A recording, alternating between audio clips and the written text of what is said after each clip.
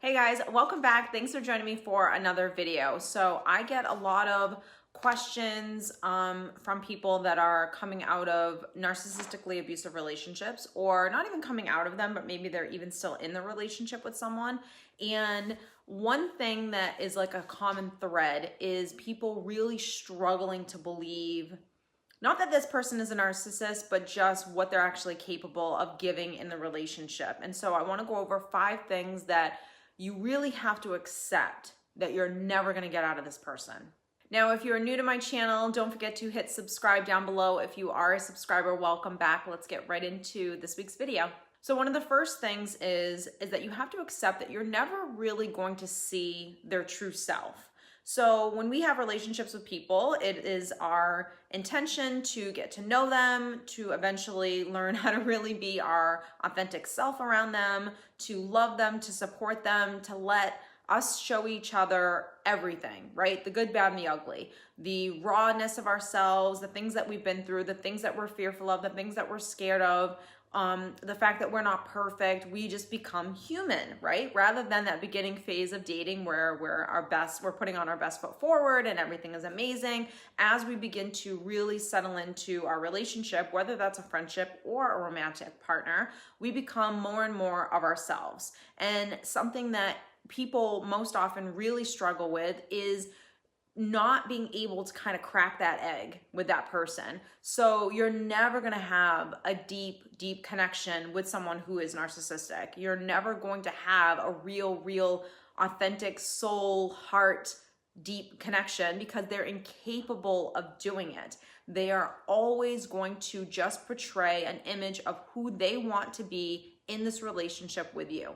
So if you know anything about narcissistic personality disorder, then you will 100% understand that what you're dealing with is a character. You're dealing with someone who is playing a role in order to hook you, to lure you, to get supply from you. It's really a very manipulative relationship. And so for me, I think sometimes most people, if you're really truthful with how you feel in this relationship, you will acknowledge that either something felt off in the beginning, like you could never really get close to them on that emotional level. They never really showed you who they really were authentically, you know? Either they were the person where everything is perfect, I'm happy all the time, I'm never stressed about anything, I'm never going through anything. They just weren't able to really be raw and vulnerable around you. Or you're dealing with someone who, quite frankly, is just emotionally no one's home, right? Like there's no one behind the wheel emotionally, and you can never really connect with that person. So all you will ever have with someone who is narcissistic is just a surface level relationship. The next thing that you're never going to get in this relationship is an apology. Now, they might do something where they'll apologize, but it's a very brief, quick, there's no feeling, there's no empathy, there's no sympathy or compassion for what they did. Because in order to really have a heartfelt apology for something that that person either said or something that they did, you have to have 2 things. You have to have a person that is able to self-reflect, right? And able to take a step back, look at their actions and self-reflect on what they did to cause someone to feel sad, uncomfortable, not happy, etc. And then you have to have a person that can also take responsibility for their actions. And that is 1000% not something that someone who is narcissistic is able to do. The reason why they're not able to do that is because when we take responsibility for our own actions, and whether that's good or bad, we have to sit in how that makes us feel for what we did.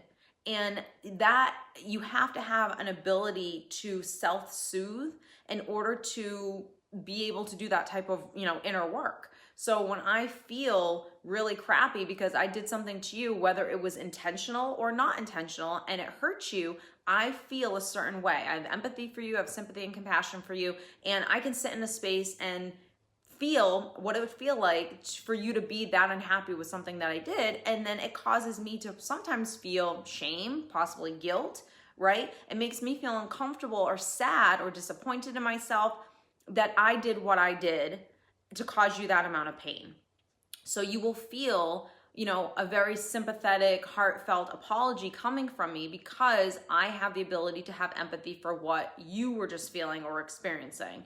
So someone who's narcissistic is not able to do that. So when I sit in the guilt or uncomfortable feelings that I'm having because of something that I did to you, I have to be able to self-soothe myself in order for me to not flip it on you, in order for me to kind of sit in what I did and work through something that I did to cause someone else pain, rather than making it about me and trying to make you uncomfortable or make you out to be the bad guy and put it all on you and that it's your problem. I'll be able to sit with my own self.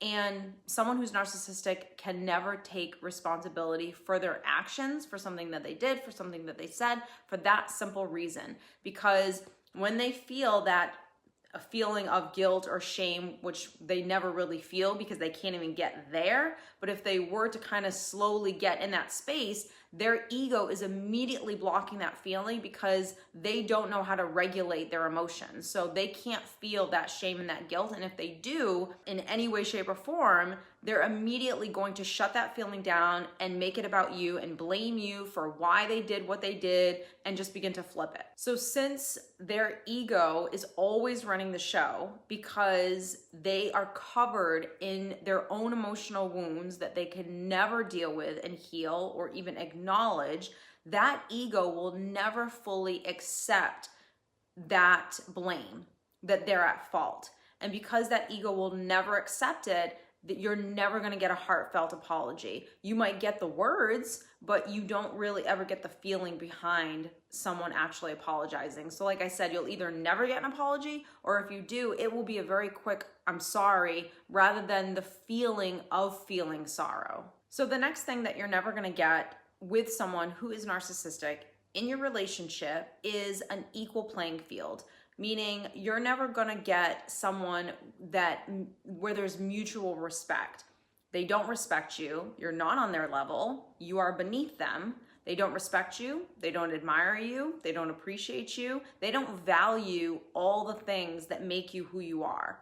And that is huge because you're dealing with someone with such a grand ego that they are always going to look at you as someone who is beneath them, that they are better at life, that they are better at their job, that they are better as a parent, that they are better at home, that they're just a better human being, period, point blank. The reason why this ego is so big is because it needs to operate in this way. It needs to be so grand because it's masking so much insecurity, so many wounds. That's why I always say, like, for me, it was easy to stop reacting to someone like this type of a personality, because I realized that what I was getting hit with, right? All of this abuse, all of this backlash, all of this manipulative behavior, all of this controlling behavior, whatever it was, gaslighting, everything, I knew it was coming from that wounded part of them. Now, that didn't mean that I felt such compassion for, oh, you're such a wounded little,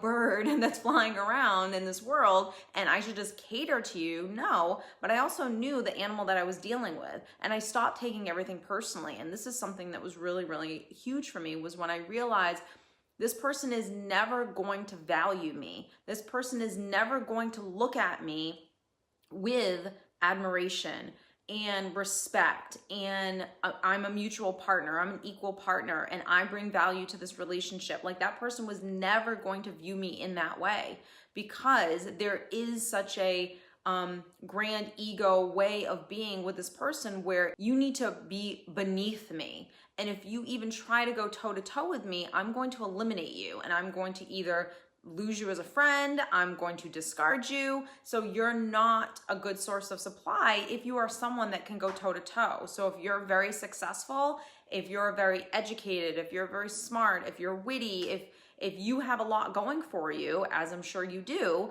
and you try to go toe to toe with that type of personality, you're bringing out all of those insecurities in that person by being the smart, intelligent, social, amazing person that you are. So every time you show that level of confidence around someone who is narcissistic, you're never going to be attractive to that person.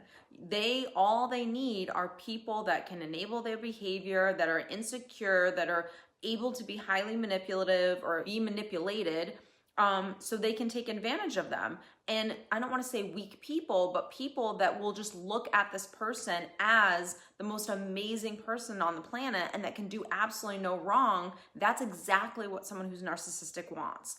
So I always say, if you're a person that someone who's narcissistic left you, they cheated on you, they ended the marriage, or whatever the case may be, even if they left you for another person, that is a huge compliment to yourself, because that means that you were never, or you were no longer, a good source of narcissistic supply. You were no longer the person that was feeding into that insecurity, feeding into that ego. So kudos to you. The last thing, and it's something that we've all heard of time and time again when it comes to narcissistic personality disorder, and I think it's a great way to kind of hammer this home, is you're never going to be with someone who has sympathy, compassion, or empathy for you. And this, to me, the ability to have empathy and compassion for another human being, it is what allows us to be human. It's what allows us to have deep connections with people. It is what allows us to be an authentically kind, loving, caring human being.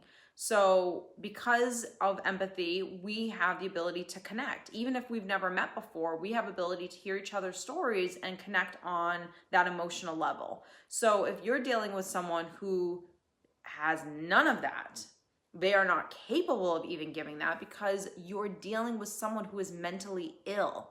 And I cannot stress this enough. You're dealing with someone who is mentally ill, emotionally immature. You're dealing with someone who never learned these skills growing up, and quite frankly will never be able to learn them, because I don't say this in all facets of life, but in this facet it is 100% true. The damage is kind of done at this point. And I think that while some of these things you might be able to look at and say, okay, well, I guess I could deal with that, I could deal with that. This is one that if you deal with this, you're never going to be happy in this relationship. You are going to be in a very empty, lonely relationship, because there is a level of emotional connection that you will never have with this person. Aside from them being vulnerable with you and you getting to see who they really are at their core, even though you'll never get to see that, this is different because it really has to do with yourself. You're never going to get someone that validates what it is that you're feeling and what it is that you're going through. You're always going to get a person that quite frankly doesn't care. You're always going to get a person that's very, very distant. You're never going to get a person that's going to be able to authentically be there for you emotionally when you are going through life. Hard times, good times, you know, they'll probably ride the wave with you when you're having the good times, because you're feeding their own ego, right? You're a mirror. You're just giving them exactly what they need. But when you need them, they're nowhere to be found. They will shame you. They will guilt you. They will make you feel bad for you being a human being and actually having feelings. Wow. You know, you can never be raw with them. You can never be vulnerable with them, because they have that inability to really feel on that level. So for me, it's just such a, I don't want to say a waste of time, but if this is a romantic relationship, it's a very empty, emotionally empty relationship. And if you can go your whole life in this type of relationship and be happy, then, you know, kudos, I guess, good for you that you can block off that part of yourself. But most of us, for periods of time, are not going to be able to play that game forever. You might be able to play it in the beginning because maybe you're insecure, maybe you're codependent, maybe you're a people pleaser, maybe you've been manipulated by this person, but over the course of your relationship, you will absolutely 100% hit a wall where you've had enough, and you will gain the strength to leave this relationship. So I hope that this kind of just hammers home like some of the things that we always talk about, but really understanding that you're never going to get these things out of this person. And so if you're in a relationship with someone, or even if it is a friendship and you're kind of contemplating, will this work? Could this work? Maybe if I do this, these are black and white facts in terms of, will this relationship work? Will this person ever change? So I hope that you guys have enjoyed this video. If you did, don't forget to give it a thumbs up. Don't forget to follow me on social media. I will link my Instagram right here as well. I am always doing questions and answers and chats on there, so definitely go check me out there. I am doing an event in Boston. If you are in the Boston area, It will be called Empower Yourself. It is a seminar that we'll be doing in downtown Boston on October 13th. There are details. I will link it down below. You can click the link and purchase your tickets if you are interested in meeting me and attending one of my seminars. So I hope you have enjoyed, and I will see you next time.